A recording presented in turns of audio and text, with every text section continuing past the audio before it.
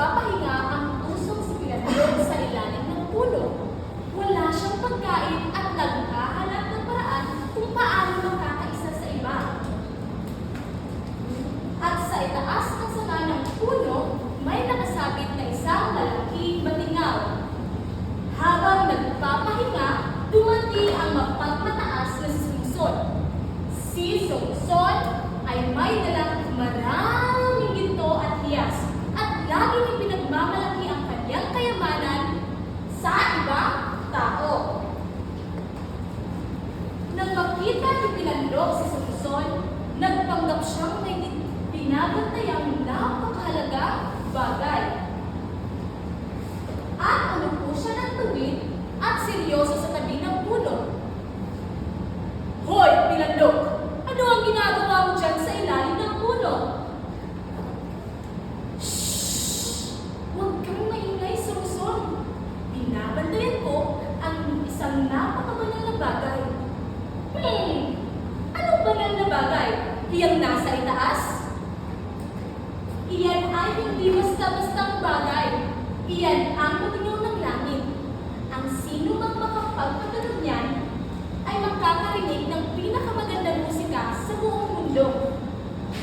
Dahil sa kuryosidad at pagiging mayabang, gustong patunugin ni Sungsod ang batingaw. Pilandok, payagan mo ako patunugin yan. Gusto kong marinig ang musika ng langit. Sumagot si Pilandok. Naku! Hindi maaari. Magagalit ang sultan. Papaparusahan ako kapag hinayaan kita hawakan niyan. Dahil sa kuryosidad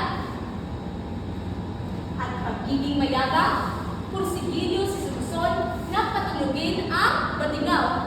Sige na, Pilandok. Ibibigay ko sa iyo lahat ng ginto at hiyas ko. Basta, hayaan mo lang ako patunugin ang batingaw kahit isang beses lang. Nagkunwari si Pilandok na nag-iisip. Sige, dahil mapilit ka. Pero, patunugin mo lamang yan kapag malayo na ako para hindi ako mapagbintangan ng sultan.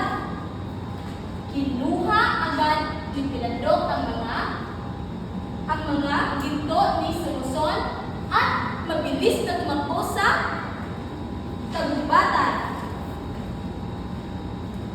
Kumuha si Sungsod ng malaking pamalo at